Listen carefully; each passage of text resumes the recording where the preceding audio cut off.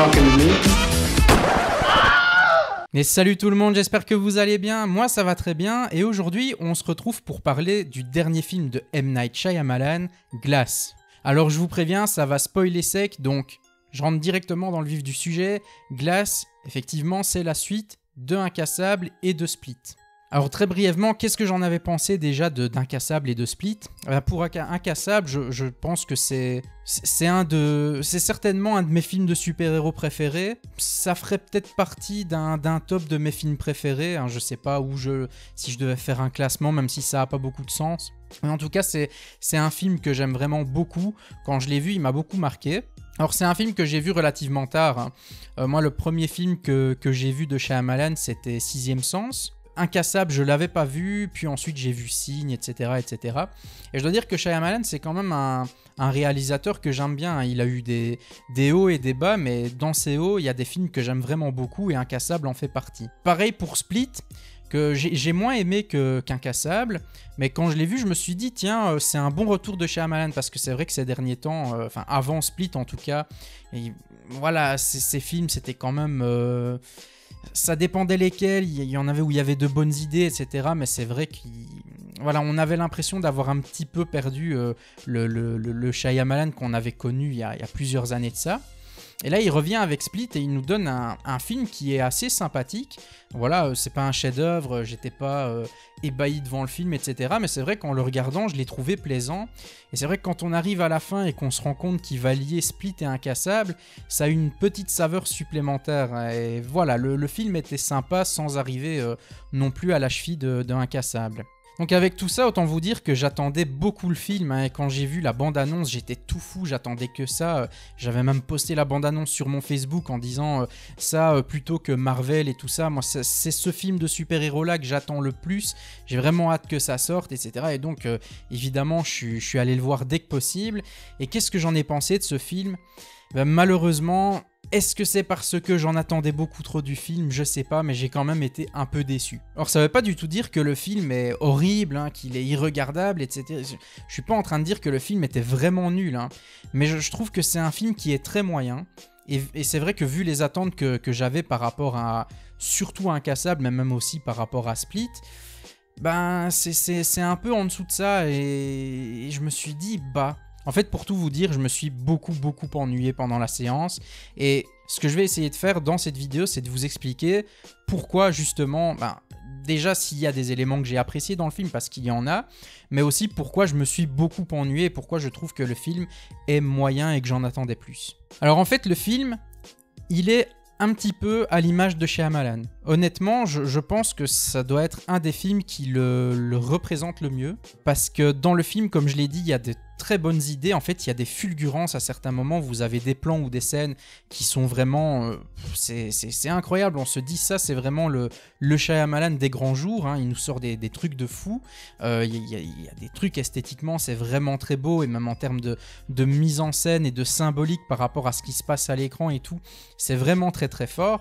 Et puis, à côté de ça, vous avez aussi des trucs qui sont extrêmement bateaux et où on se dit, oui, bon, à quoi ça sert?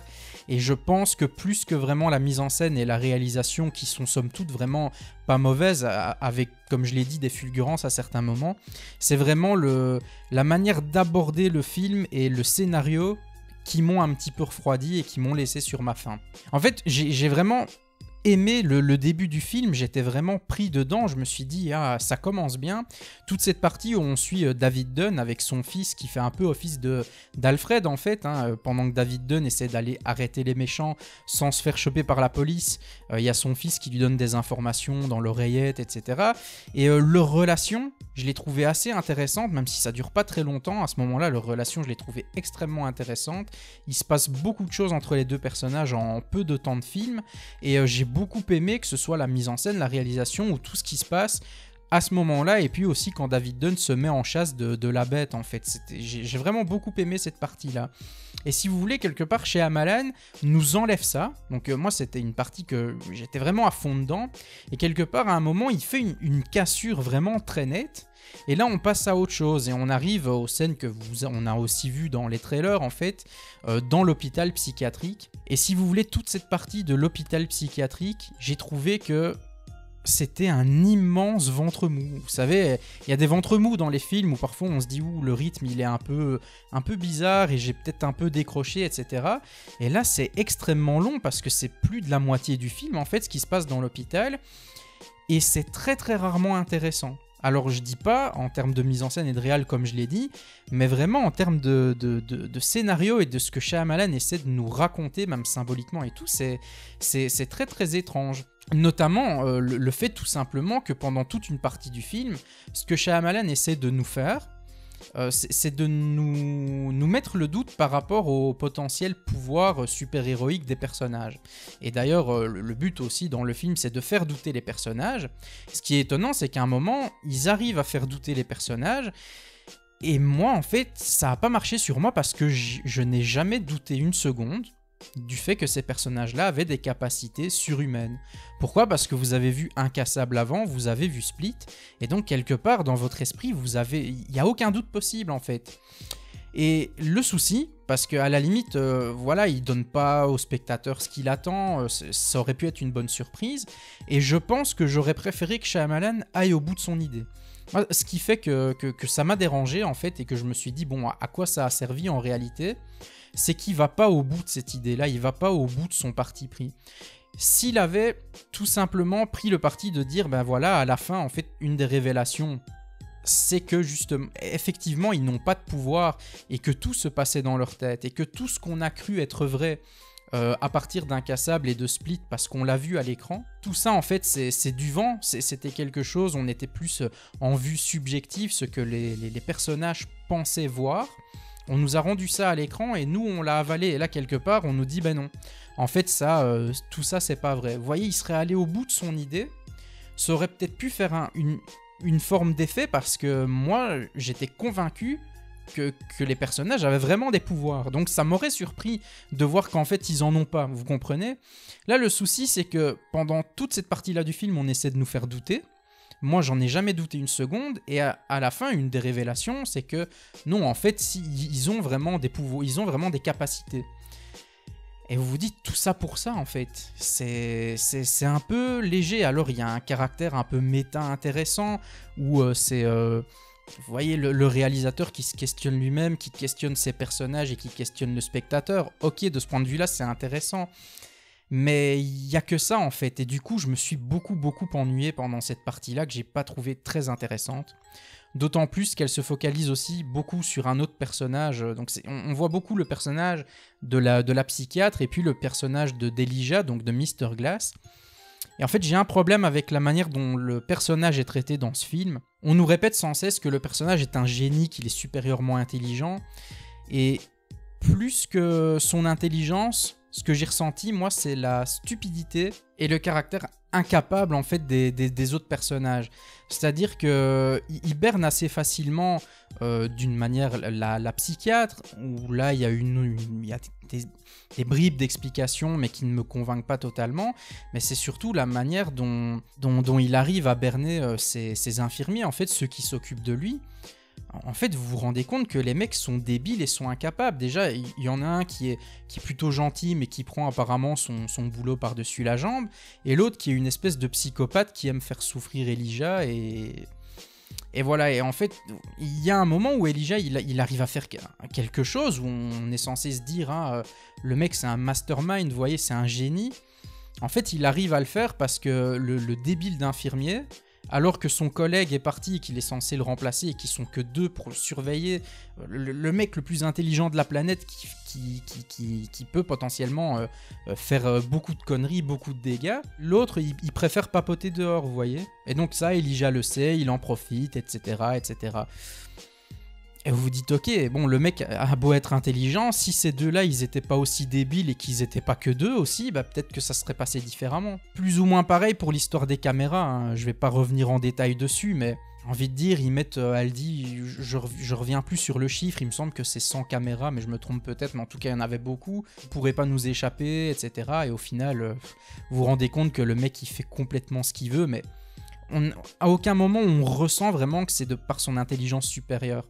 Pour ceux qui connaissent Death Note, si vous avez lu le manga ou que vous avez vu la série, vous savez que des personnages comme elle ou comme Kira On nous le dit, ils sont super intelligents et tout ça. Mais aussi dans les faits, je veux dire dans l'histoire, dans le scénario et dans ce qu'ils mettent en place, dans les espèces de batailles entre les deux, de leur jeu d'échecs, on se rend vraiment compte que les mecs sont hyper balèzes et on se dit j'aimerais pas être entre les deux. On ressent pas ça ici avec Elijah alors qu'on devrait en fait. Et c'est pour ça que je dis que cette partie elle est vraiment presque inintéressante en fait parce que tout ce côté remise en question des pouvoirs des personnages ne fonctionne pas. Et cette partie où on est censé nous montrer vraiment l'intelligence d'Elijah et l'habileté avec laquelle il va berner tout le monde, ça ne marche pas non plus en fait. Et du coup, il y a une forme, si vous voulez, de pétard mouillé par rapport à cette promesse-là. Et donc, en fait, moi, je me suis ennuyé pendant toute la partie en me disant, il va peut-être y avoir quelque chose qui va ressusciter chez moi une forme d'intérêt par après. Et ça, je l'ai attendu longtemps et c'est jamais arrivé, en fait. Et puis, de nouveau, il y a une nouvelle cassure, il se passe quelque chose. On ressort de l'hôpital psychiatrique et là, de nouveau, on revient sur quelque chose d'un petit peu plus rythmé, etc. Mais même là, je vais dire, il y a un des twists de fin. Si vous avez vu le film, vous le savez, c'est que effectivement, la psychiatre était au courant de tout, elle savait qu'elle racontait n'importe quoi, mais elle fait partie d'une sorte de société secrète qui ne veut pas d'avènement de héros parce qu'ils estiment que l'humanité n'a pas besoin de ça, que ce serait même dangereux. Et voilà, si vous voulez, je la soupçonnais un peu, vu que j'étais convaincu que c'était un peu du bullshit, hein, cette histoire qui n'avait pas de pouvoir et que tout se passait dans leur esprit. Et je la soupçonnais un peu d'avoir quelque chose de bizarre. Je la soupçonnais pas de faire partie d'une société secrète et je vous avoue que même si la révélation m'a un peu surpris, ça tombait un peu comme un cheveu sur la soupe. C'était très bizarre, c'était amené de manière très très étrange et je trouve que ça fonctionnait pas en fait. Et si vous voulez, un film où il y a plus de la moitié du film qui est très rythmé très très bizarrement, avec quelques pointes de trucs assez intéressants, mais au final, où comme je l'ai dit, je me suis beaucoup ennuyé. Et puis des twists qui sont censés justement revenir apporter une touche de piment, mais qui en fait font l'effet d'un pétard mouillé, eh ben, ça donne un film au final qui est quand même assez moyen. Et même si je peux pas dire que le film était ridicule, parce que c'est pas le cas, ben j'en attendais quand même plus pour la suite d'Incassable et de Split et qui est censé en plus clore cette histoire-là, j'en attendais quand même un peu plus qu'un film moyen en fait. Et voilà, c'est pour ça que le film m'a beaucoup déçu. Donc voilà les amis, en tout cas, j'espère que la critique vous aura plu. Que vous soyez d'accord avec moi ou pas, faites-le moi savoir dans les commentaires en argumentant si possible. Mettez un petit pouce bleu ou un petit pouce rouge en fonction de si vous avez aimé la vidéo ou pas. Partagez sur les réseaux sociaux, venez me faire coucou sur Facebook, un petit message, peu importe, faites comme vous voulez. En tout cas, moi je vous dis, portez-vous bien et ciao à tous.